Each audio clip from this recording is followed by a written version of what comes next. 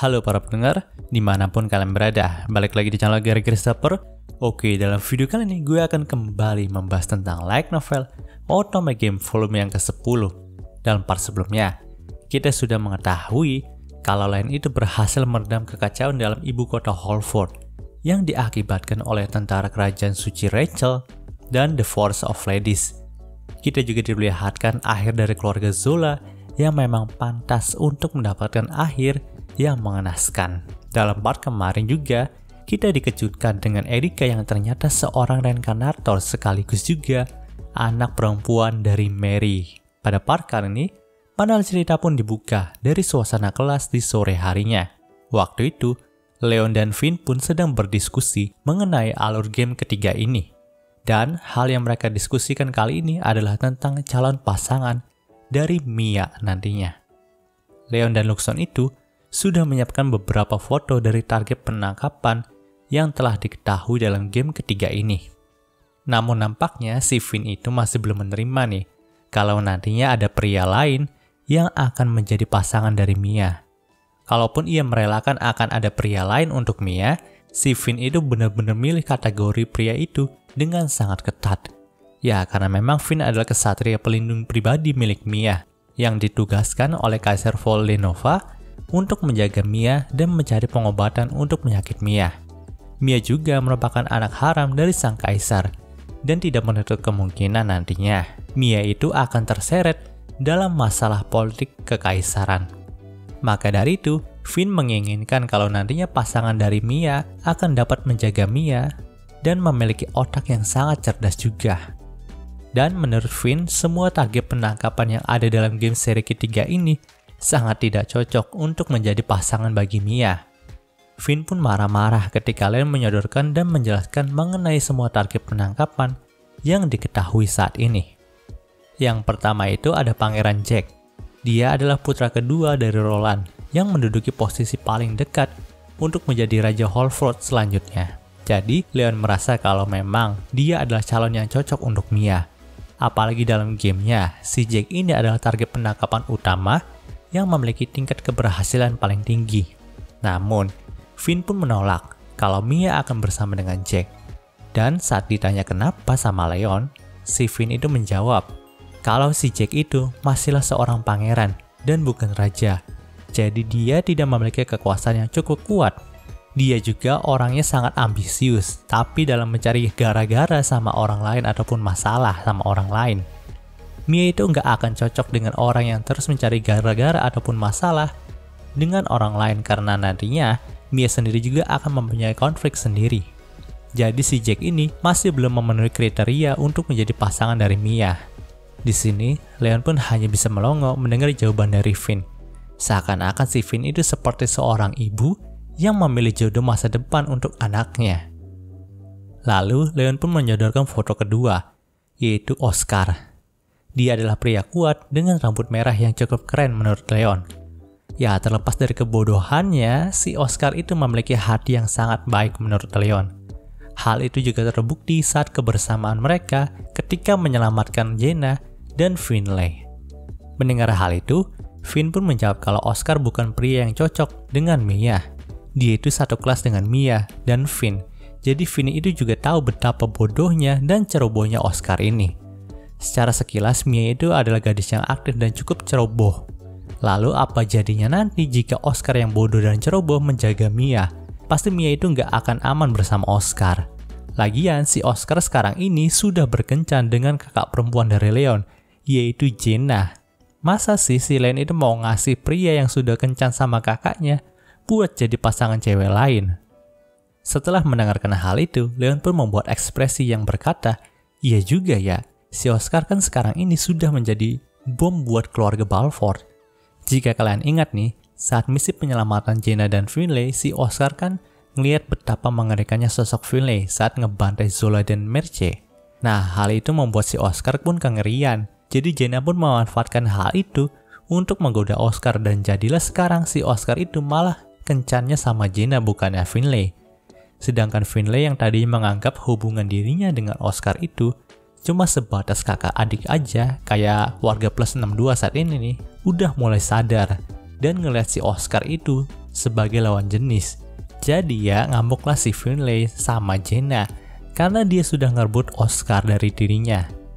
Bahkan sekarang ini katanya hubungan si Finlay sama Jenna itu sedang gak baik. Padahal saat part kemarin hubungan kakak adik milik Jenna dan Finlay itu sudah teruji patternnya teman-teman, dimana Jenna itu melindungi Finlay dari siksaan Merce dan Finlay juga ngebalesin dendam Jenna dengan ngebantai Merce. Tapi sekarang mereka itu malah nggak berbicara satu sama lain sejak Jenna itu ngerebut Oscar dari dirinya. Yaps, memang betul kata Finlay kalau musuh dari wanita adalah wanita lain. Di sini Leon pun hanya bisa menggelengkan kepalanya karena memikirkan fakta tersebut. Namun bila dipikir-pikir lagi, yang tersisa hanyalah Are-chan. Tapi sayangnya Are-chan itu sudah berubah menjadi wanita sekarang. Dan dia dekatnya malah dengan Jack.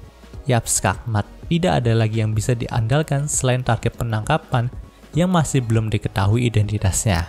Setelah menerkan hal itu, Finn pun mulai merasa kalau Leon lah yang salah karena sudah merubah Are-chan menjadi wanita. Tapi di sini, Leon pun membela dirinya dan mengatakan kalau yang merubah Are-chan jadi wanita itu adalah Mary dan Claire, bukan dirinya. Bahkan Leon pun meminta pendapat dari Luxon. Namun nih, Luxon yang melayang di bahu kanan Leon itu malah adu pendapat sama Brave. Yaps, nampaknya dua senjata manusia era lama dan manusia era baru ini masih belum akrab satu sama lain seperti biasanya. Di sini Finn malah dibikin pusing lagi nih untuk menengahi Brave dan Luxon. Setelah beberapa saat situasi pun kembali tenang. Lalu Leon pun berbicara, jika ketiga orang tadi itu nggak masuk dalam kategori pasangan yang pas untuk Mia, maka satu-satunya orang yang tersisa hanyalah ini. Leon pun menyodorkan sebuah foto terakhir yang ia punya. Itu adalah foto dari Ethan Vo Robson, yang katanya adalah target penangkapan yang baru saja diketahui.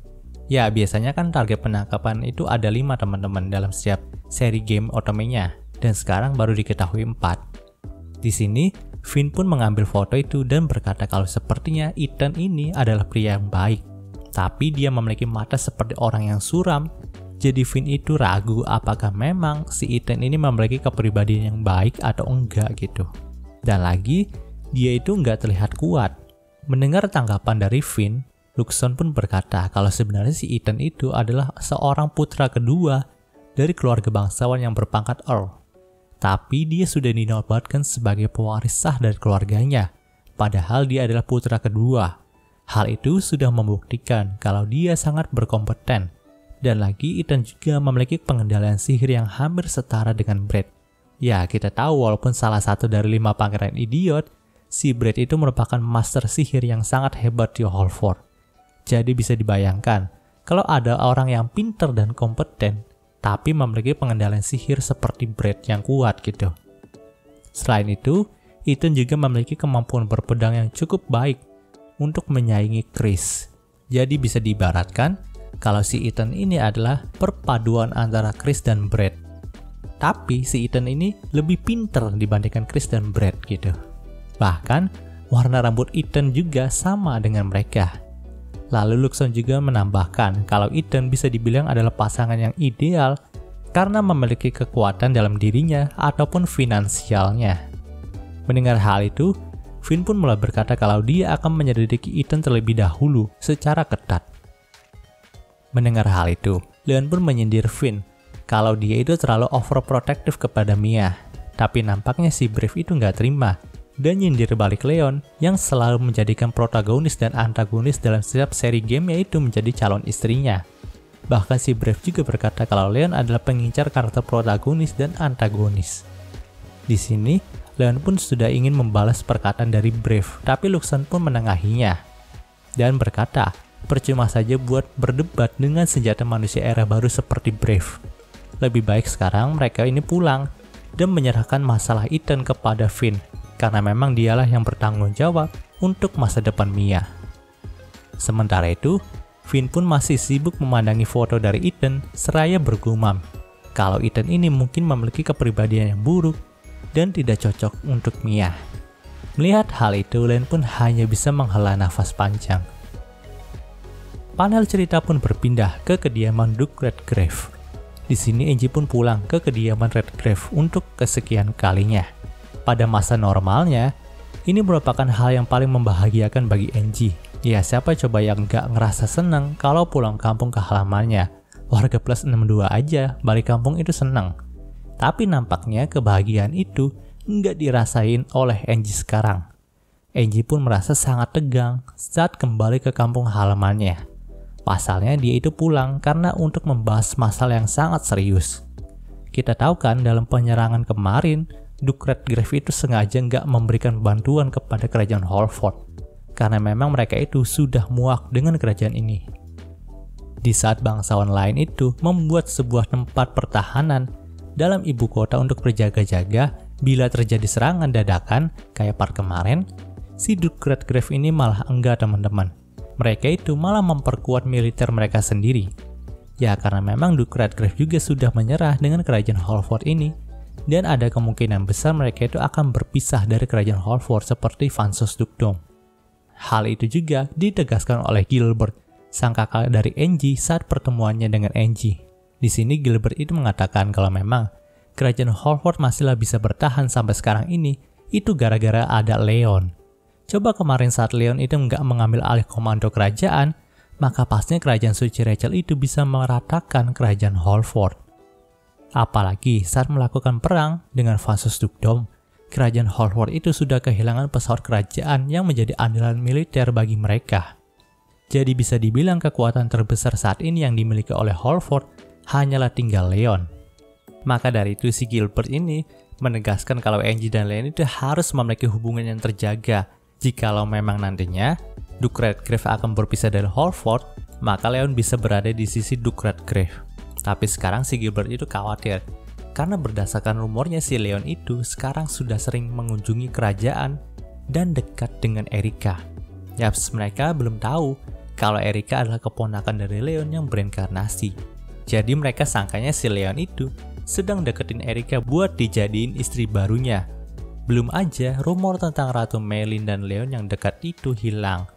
Sekarang malah nambah rumor lagi. Nah, saat Angie ingin mengutarakan pendapatnya soal itu, si Gilbert langsung berkata kalau pokoknya Angie itu harus memastikan nantinya Leon akan tetap berada di sisi mereka. Itulah peran dari Angie yang sebenarnya. Mendengar hal itu, Angie pun tidak bisa membalas apapun lagi. Ia pun hanya bisa mengepalkan tangannya sambil menatap ke tanah. Lalu ia juga berpikir apakah ayah dan kakaknya itu hanya menganggap Leon sebagai senjata perang saja, padahal Angie sendiri tulus mencintai Leon sebagai tunangannya. Dan saat ini impiannya hanyalah hidup damai di pedesaan bersama dengan Leon. Dan cerita di prolog volume 10 ini pun berakhir. Oke, mungkin segitu pembahasan dari light novel Otome Game volume 10-nya kali ini. Jika kalian suka video ini, jangan lupa untuk like, komen, dan juga subscribe ya, dan juga share agar gue lebih semangat lagi dalam membuat video dalam channel ini. Terima kasih telah mendengarkan sampai detik ini. Gue Gary Christopher, signing off.